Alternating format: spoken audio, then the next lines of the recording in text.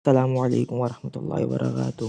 So in lecture 3 we have discussed about hadith, dua, ayat and surah Hujurat.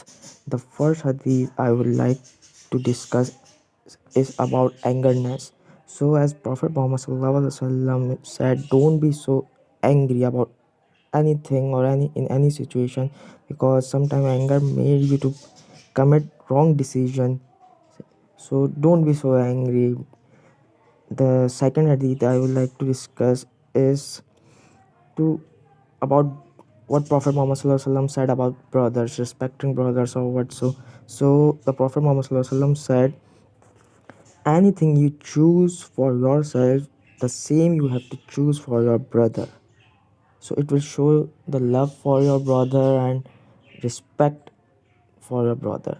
The last hadith I would like, the third and the last hadith I would like to discuss is about pillars of Islam. So we all know pillar of Islam is basically the way we have worship Allah subhanahu wa ta'ala. And we all know that there were five pillars of Islam, which were prayer, which we call namaz, offering namaz, doing performing namaz, charity, to give charity to poor, needy people, performing Hajj in the month of Zilhajj, and the Ramadan, the fast, to fast in the month of Ramadan, the purest month in the Islamic calendar.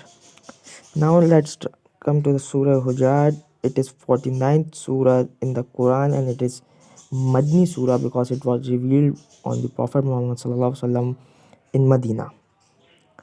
So the basic and moral of Surah Hujurat is to teach us the what we can do, basic manners, and respect each other, and not try to hurt each other by making bad names, by